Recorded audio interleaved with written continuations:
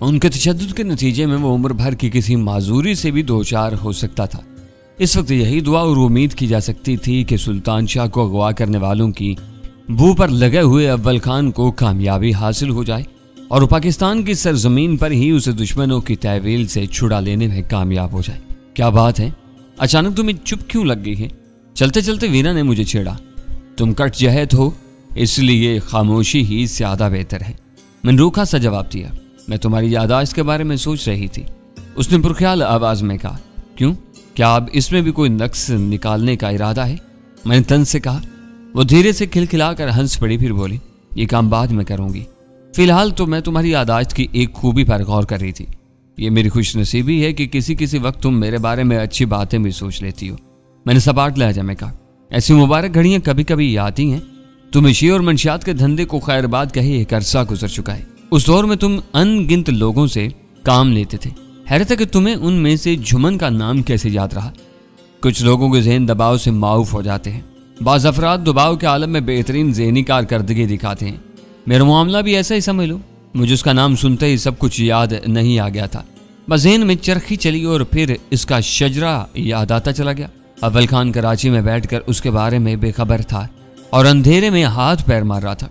ये वाकई बड़ी बात है कि तुम्हें यहाँ तक याद रहा कि करीम मल्लाह से उसकी गाड़ी छिनती थी। अगर वो अपने घर से गायब था तो फिर उसके ठिकाने पर हो सकता है। सब कुछ रायगां ही गया। सुल्तान शाह हाथ आ जाता तो शायद मैं भी अपनी कलाबाजियों पर फख्र महसूस करता, लेकिन अफसोस के वक्त हमारे हाथ से निकल चुका था।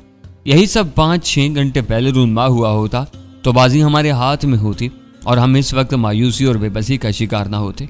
मुझे भी कामयाबी की उम्मीद है। अव्वल खान ठट्टा में उनकी कमीनगाह तक पहुंचकर उनका सुराग निकाल लाया तो कराची उसका देखा भाला शहर है, वहीं तक पहुंच जाएगा। 40 घंटे, मैंने खुद कलामी के अंदाज में कहा। 6 घंटे पहले वो ठट्टा से निकले, इसका मतलब है कि पूरे 1.5 दिन तक सुल्तान शाह के साथ वो दोनों गोरे भी इस पसमानदा मगर महफूज इलाके में रपोश रहे। वो ऑपरेटर्स पर किसी से बात करने के बाद वहां से निकले। ये दिल को दहला देने वाली हकीकत है। इनका आगे का कोई प्रोग्राम तय हो चुका था। इसके बाद वो वहां से निकले। वीरा ने मेरी बात काट दी। तुम्हारा यह हिसाब किताब मेरे दौराने खून को तेज कर रहा है। शायद तुम ये कहना चाह रहे हो कि इनके लिए कराची में कोई महफूज ठिकाना होता तो वो ठट्ठा की तरफ दौड़ न लगाते। कराची में हम लोगों की तरफ से किसी वार के इम्कान ने उन्हें खौफजदा किया हुआ था। ये खुले खुले जमीनी हकायक हैं, इनकी तरफ से शुतर मुर्ग की तरह आंखें बंद नहीं की जा सकती। वो 6 घंटे पहले लैंड रोवर जैसी मजबूत गाड़ी में ठट्ठा से निकले थे। वहां से कराची तक का सफर 1-1.5 घंटे से ज्यादा का नहीं है। कराची में उन्हें 4.5 घंटे मिल चुके हैं। खुदा करे कि अव्वल खान को नाकामी का मुंह न देखना पड़े। मेरे दिल में अनजाने वसवसे सर उभार रहे हैं। तुम्हारी तरह सोचा जाए तो मायूसी ही नजर आती है, लेकिन मैं अब भी पुर उम्मीद हूं वो दरिंदे सुल्तान शाह को कराची से नहीं ले जा सकेंगे। उसके अल्फाज पुर एतमाद थे, लेकिन उसके लबो लहजे में बेयकीनी का उनसर नमूदार हो चुका था। इसी बारे में अपनी मुश्तरका उलझनों पर तबादला ख्याल करते हुए हम होटल वापस पहुंच गए। लंदन में आसमान पर अक्सर व बेशतर गहरे बादल छाए रहने की वजह से उजाले में कमी बेशी की बिना पर सुबह और शाम का तयन मुमकिन नहीं होता। बस घड़ी देखकर ही इन औकात का तयन होता है। गर्मियों के मौसम में भी ऐसे दिन खाल खाली होते हैं जब सूरज चमकता हुआ नजर आता है और सदा उदास रहने वाले मकामियों में खुशी की लहर दौड़ जाती है। वो दिन भी लंदन का रवायती दिन था। हम बूंदाबांदी के दौरान में फोन बूथ में पनाह लेकर और आइजक वेल्स से मुज़ाकरात का एक दौर मुकम्मल करके वापस लौटे थे। घड़ी की सुइयां शाम की तरफ सफर कर रही थी। मैं रास्ते ही में सोच लिया था कि वीरा ने लंदन के बेमुहार माहौल में हस्बे मामूल व शाम मदहोशी में गुजारने का इरादा किया तो मैं किसी भी सूरत में उसका साथ नहीं दूंगा। मुझे उस वक्त हैरत हुई जब वीरा ने काउंटर से कमरे की चाबी लेते हुए रूम सर्विस के जरिए चाय कमरे में भिजवाने की फरमाइश की। वो एक बहुत मामूली सी बात थी, लेकिन हम दोनों की जहनी हालत में हैरान कुन यकसानियत की निशानदेही कर रही थी। सुल्तान शाह के बारे में जहनी तौर पर पूरी तरह चाको चौबंद रहने के लिए हम दोनों ने एक दूसरे से कोई मशवरा किए बगैर अपने अपने तौर पर अल्कोहल से दूर रहने का फैसला किया था। क्या बात है भाई, तुम्हारी तबीयत तो ठीक है ना? राहदारी में मैंने वीरा से पूछा। तुमको मेरी तबीयत की इतनी फिक्र कब से लाहक होगी? मेरी संजीदगी पर वो चौंक पड़ी। शाम हो रही है और तुम सिर्फ चाय पीने का इरादा रखती हो, ये गैर मामूली बात है। मैं भी तुम्हारी तरह सुल्तान शाह के मसले पर दिमाग लड़ाना चाहती हूँ। उसने कमरे को कुफल खोलते हुए एक गहरा सांस लेकर कहा। ज़हन का साफ रहना बेहतर होगा। मैं जूते उतार कर बिस्तर पर दराज हुआ। वीरा ने टेलीविजन खोल दिया। हालात ने जिस तेजी से अचानक पलटा खाया था इसने मुझे परेशान कर दिया था। कराची से लंदन की तरफ परवाज के आगाज में मुझे यूं महसूस हो रहा था जैसे लंदन में हमारे चंद रोज तफक्कुरात से दूर और सैर तफरी में गुजरेंगे। लेकिन त्यारे ही में सलीम अकबर खान ने अपनी मशकूक गुफ्तगू से मेरे कान खड़े कर दिए। गनीमत हुआ कि इसका किस्सा बखैर खूबी तमाम हुआ और वो पाकिस्तान में अपने अंजाम को पहुंचा। इसी तरह गीता और जेम्स पंडित के दौरे कत्ल का मामला, जो हमारी तमाम तर एहतियात और पेचीदगी के बावजूद हमारे गले पड़ता नजर आ रहा था, तेजी से पसे मंजर में चला गया था। रमेश के कत्ल को राह वालों ने अपने गुनाहों की पर्दापोशी के लिए खुद ही कड़ी राजदारी से दबा दिया था। वो कुछ तो खून के संगीन तरीन मामलात थे जो कवानीन और ज़ाब्तों की बालादस्ती में मुकम्मल यकीन रखने वाली अंग्रेज कौम की सरजमीन पर पेश आए थे। अगर कानून के मुहाफ़िज़ों को इन वारदातों के बारे में जरा सा भी सुराग मिल जाता तो अपनी जहानत और जफाकशी से काम लेकर हमारी गर्दनें नाप सकते थे। अहम तरीन और गैर मामूली बात यह थी कि शहर की इंतजामिया की वसी तशहीर और तरगीब के बावजूद हमें पहचान लेने वाले दोनों टैक्सी ड्राइवरों में से कोई सामने नहीं आया था।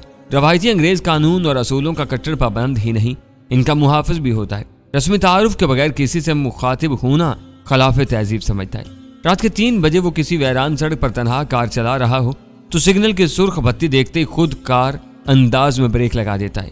सड़क सुनसान देखकर निकल जाने की कोशिश नहीं करता। ऐसे मुल्क और माहौल में पै दर पै जराइम के इर्तिकाब के बाद हमारा बच रहना इस बात की दलील था कि सितारे हमारी यावरी कर रहे थे। दूसरे महाज पर बद्रीनाथ को अपने पेशा वराना रकीब की साजिशों से इतने सुथरे अंदाज में निजात मिली थी कि वो बेखौफ और खतर होकर मुझसे मुलाकात के लिए हिल्टन होटल पहुंच गया था और इससे हासिल की हुई फोन नंबर के जरिए मैं आइजक बेल से बराह रास्त गुफ्तगू करने में कामयाब हो चुका था। मेरी निगाह में ये सब छोटी बड़ी कामयाबियां थीं जो हमने एक अजनबी सरजमीन पर सिर्फ और सिर्फ अपने जोर बाजू से हासिल की थी। सिर्फ एक बुरी खबर ने हमारी इन तमाम कामयाबियों पर पानी फेर दिया था। मुझे आइजक बेल की वो धमकी अच्छी तरह याद थी जो उसने रास अलमेंडा की मौत की खबर मिलने के बाद मुझे हज़ियान के आलम मिली थी। उसने रास अलमेंडा को एक मुकद्दस हस्ती करार देते हुए वाशगाफ अल्फाज में कहा था कि हमने उसे तो मार दिया था लेकिन उसके जरखरीद मुखबरों और कारिंदों का जाल पाकिस्तान की बुनियादों में दीमक बनकर जम चुका था। अपनी इसी धमकी का वजन साबित करने के लिए उसने अपने मुकर्रर किए हुए दिन पर कोट अदू के थर्मल पावर स्टेशन पर धमाका कराया था। इस वक्त अव्वल खान ने अपनी काविशों से ये मालूम कर लिया था कि आलमी ज़राए अबलाग में फौरी जगह पाने वाले इस मामूली धमाके के पीछे किसी मुनज़्ज़म गिरोह का हाथ नहीं था। वो एक ईसाई राहब के ऐसे बेटे की इनफरादी हरकत थी जो न्यूयॉर्क में हेरोइन के स्मगलिंग में मुलव्विस होने के बाद शीख अहलकारों की मदद से पाकिस्तान वापस पहुंचा था। उसे धमकी दी गई थी कि मज़कूरा धमाका न होने की सूरत में अमेरिकी इदारों में उसकी मुखबरी कर दी जाएगी और फिर उसे तहवील मुजरमीन के मुआहदे के तहत अमेरिका लाकर संगीन सजा सुना दी जाएगी। इस धमाके के पीछे कार फरमा अवामिल सामने आने के बाद मैंने आइजक बेल की धमकी को नज़रअंदाज कर दिया था, मगर अब सुल्तान शाह के अगवा के वाक़े ने मेरी तशवीश में बेपनाह इजाफा कर दिया था। रास अलमेंडा और जिमी लाइट की खून आशाम दुश्मनी मेरे सामने थी। रास अलमेंडा अरबपति और डेविड स्टार्स का बानी सरबराह होने के बावजूद अमेरिका में हेरोइन की गैर कानूनी तिजारत पर शी के जरिए काबिज होने की ख्वाब देख रहा था। इस तरह वह हेरोइन की तिजारत से हासिल होने वाली बेअंदाजा रकूम के साथ अमेरिकी हुकूमत से शी को हेरोइन के इंसदाद के लिए मिलने वाली दौलत भी डेविड स्टार्स के आलमी ताकत में इजाफे के लिए इस्तेमाल कर सकता था। उसने अमेरिकी इंतखाबात में यहूदी वोटों की अहमियत के बिल पर सदर और सदारती उम्मीदवार को अपनी हमायत पर मजबूर कर दिया। जिमी लाइट एक नादीदा कातिल की गोली का निशाना बन गया और यूं रास अलमेंडा ने अपने एक आदमी को शी की सरबराही पर मामूर कर दिया। वो रास अलमेंडा का एक ख्वाब था। डेविड स्टार्स और शी की सरबराही के बाद वो तंजीमों के जुमला वसाइल पर काबिज था। अपनी जिंदगी के आखिरी हिस्से में उसके सर पर मुझे जेर करने और पाकिस्तान के इर्द गिर्द की हेरोइन की पैदावारी मंडियों पर कब्जा जमाने का ऐसा जुनून सवार हुआ कि वो दूसरे कामों पर शायद भरपूर तवज्जो नहीं दे सका और आखिरकार कराची के एक वीराने में बेबसी की मौत मारा गया। वो डैनीफोबिया के नफ्सियाती मर्ज का शिकार था, मगर उसका जानशी अपने पेश रू से कहीं ज्यादा चालाक और मक्कार था। उसने बराह रास्त मुझसे टकराने के बजाय शी से ताल्लुक रखने वालों को काबू में रखने का मिशन शुरू कर दिया, जिसके नतीजे में पहले उसने ईसाई राहब के बेटे को अपना अलाकार बनाकर कोट अदू के थर्मल बिजली घर में धमाका कराया और अब जुमन के जरिए सुल्तान शाह को अगवा कर लिया था। मशरकी और तरक्की पजीर मुल्कों में कंप्यूटर इस वक्त तक बहुत आम नहीं हुआ था, मगर मगरिब में जिंदगी का हर शोबा इस टेक्नोलॉजी से इस्तेफादा कर रहा था। इनमें मुजरमों के मुनज़्ज़म गिरोह भी शामिल थे। शायद जिमी लाइट ने भी अपने लिए काम करने वाले लोगों के क्वाइफ ऐसे ही किसी निजाम पर महफूज कर लिए थे। इसके वहम गुमान में भी नहीं रहा होगा कि उसके जिल्लत अमेज कत्ल के बाद वो सारा मवाद उसके खून के प्यासों के काम आएगा। अचानक मुझे एक पुरहोल ख्याल आया और मैं मुस्तरिब होकर बिस्तर से उठ गया। वीरा टेलीविजन देखने के साथ कन नखियों से मुझे भी देख रही थी और मैं उसकी हरकत से बेखबर नहीं था। मैंने उसकी बनाई हुई चाय की प्याली उठाकर इस तरारी अंदाज में होंठों से लगाई तो बेसाख्ता मुस्कुराहट के साथ बाकायदा मेरी तरफ मुतवज्जा होगी। इस कदर बुखला कर और अचानक बिस्तर से उठे हो जैसे पेट में मरोड़ उठने लगी हो। उसने मेरी कैफियत से माजूज होते हुए लतीफ लहजा में कहा, मुझे अचानक जहांगीर का ख्याल आ गया है। मैंने उसके तबसरे की तरदीद किया बगैर कहा, इस वक्त उसका ख्याल आने की क्या तुक है? गजाला का ख्याल आता तो कोई बात थी। अगर वो लोग जुमन जैसे गोशा नशी आदमी तक पहुंच सकते हैं तो जहांगीर हर वक्त उनकी दस्तरस में है। वो इस कदर अहमक है कि इनके फैलाए हुए जाल से बच नहीं सकेगा। तुमने जुमन से अचानक जहांगीर पर क्यों छलांग लगा दी? क्या सिर्फ इसलिए कि इन दोनों के नाम जे से शुरू होते? उसने सजाइया लहजे में पूछा। वो मेरा ज़हन इस हद तक भी नहीं पढ़ सकती थी कि मेरे दिल का हर वसवसा भांप ले। मैंने इख्तिसार के साथ उसे अपने ताज़ा तरीन खदशात से आगाह कर डाला। वो खामोशी और तहम्मुल से मेरी बातें सुनती रही, फिर मेरी खामोश होने पर कहने लगी, अमेरिका में वाकई हर तरफ कंप्यूटर का जनून फैला हुआ है। बड़े और मुअज़्ज़ज़ मुजरिम अपने गैर कानूनी आमदनियों का हिसाब रखने के लिए सिर्फ कंप्यूटर पर भरोसा करते हैं, मगर तुम्हारी ये बातें जिमी लाइड की शी पर सादिक नहीं आती। इसे खामोश पाकर मुझे सवाल करना पड़ा। इसकी कोई वजह भी होगी। सबसे बड़ी वजह यह है कि जिमी लाइड की बेटी हूँ और अपने बाप की फितरत से बहुत अच्छी तरह वाकिफ हूँ।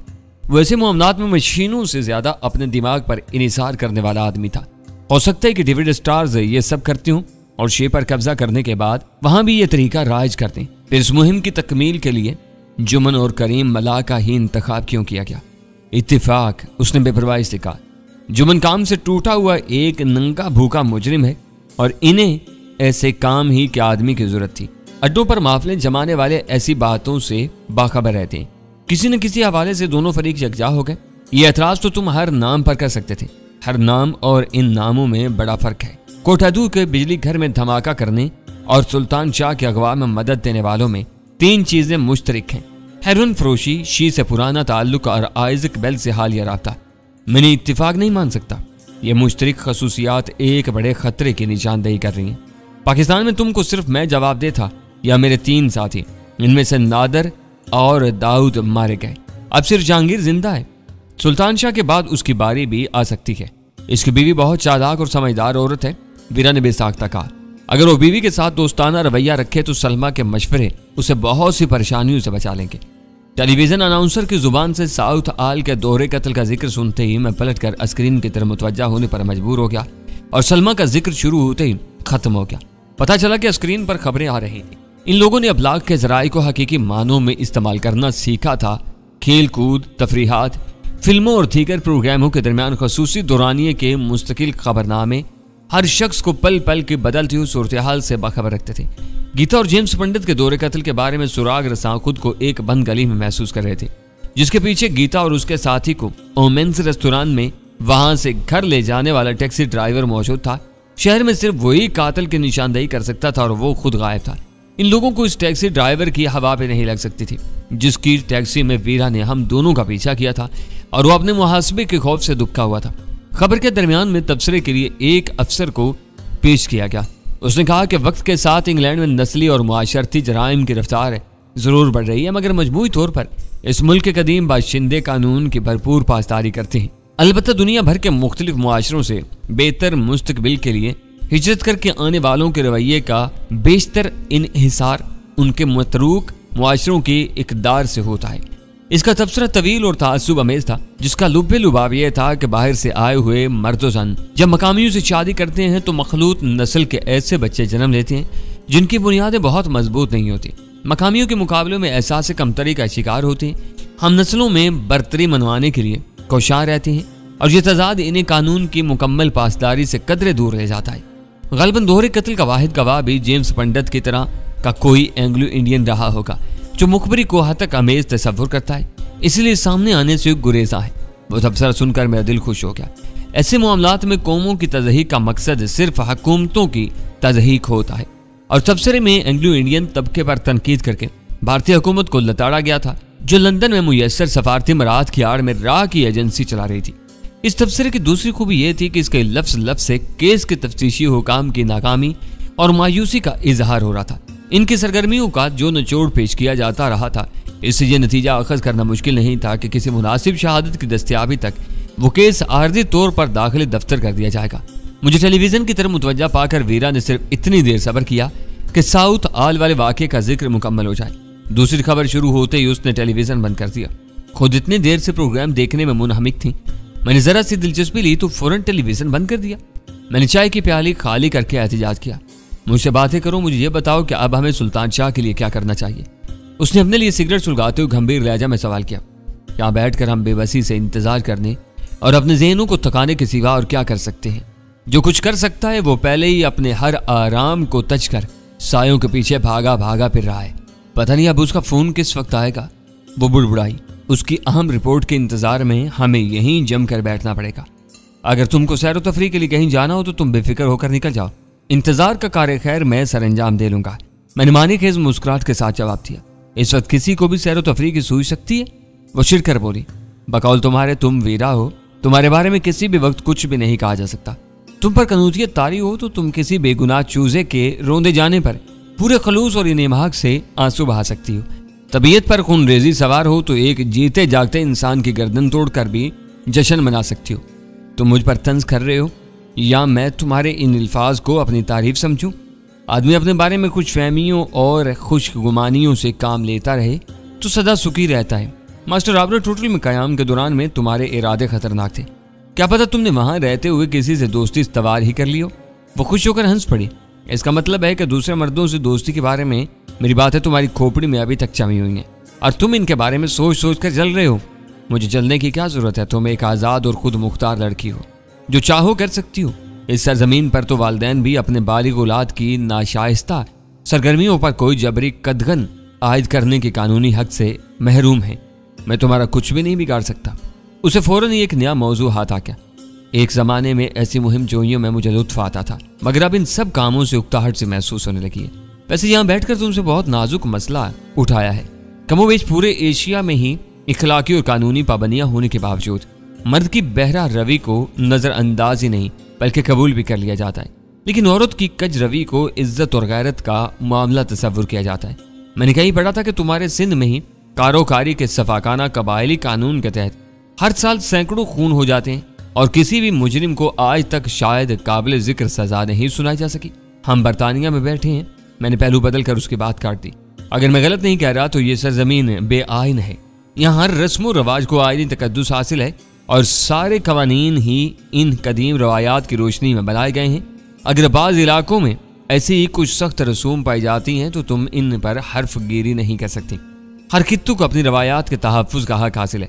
हो सकता है कि कारोकारी, जबरी मुशक्कत के बेगार कैंप, निजी जेल खाने, जाती लश्कर, मंशियात नोशी से बदतरीन परहेज, मगर मंशियात साजी और मंशियात फरोशी में भरपूर दिलचस्पी लेना तुम्हारे बाज़ इलाकों के माजी का काबिल एहतराम विरसा है।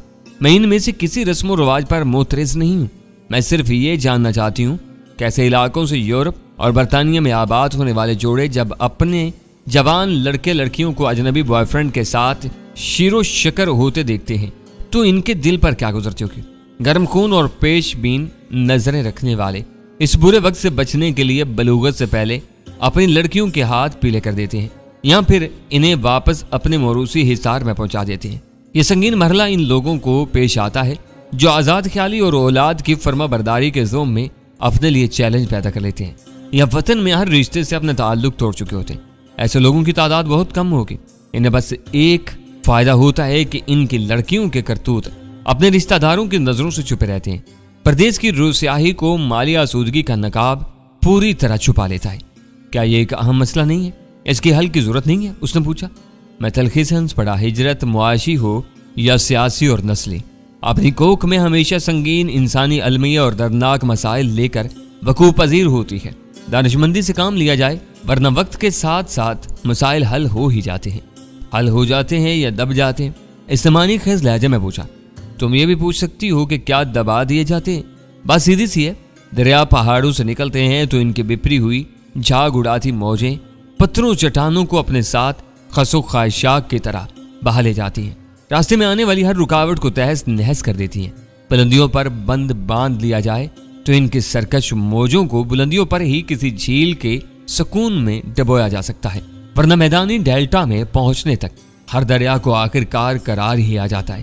इसकी लहरें चट्टान तो क्या, साथ आई हुई रेत और मिट्टी को भी अपने साथ बहा ले जाने की कुव्वत नहीं रखती। ये सफर की मंजिल का एक फितरी असूल है। शायद तुम कोई बहुत ऊंचा फलसफा बिगाड़ने की कोशिश कर रहे हो जो मेरे पल्ले नहीं पड़ सका। हिजरत करने वाली पहली नस्ल की जिंदगी हमेशा बहुत कड़ी, दर्दनाक और इबरत अंगेज होती है, जहां हर गांव पर बेअंदाजा जद्दोजहद, कुर्बानियों और समझौतों के निशान मिलते हैं। आबाई जमीन और रिश्तों को ठुकराकर मगरिब में आ बसने वालों पर भी यही कुलिया सादिक आता है। इनकी दूसरी नस्ल इसी माहौल में पली बड़ी है।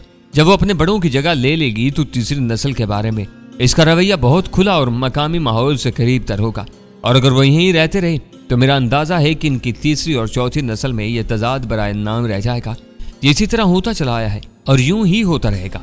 गुड, वीरा तहसीन अमेज मुस्कुराहट के साथ बोली, तुम्हारी इस मुख्तसर सी गुफ्तगू में काम की बहुत सी बातें मिली हैं। अब इस मौजू पर एक भरपूर मकाला लिख सकती हूँ।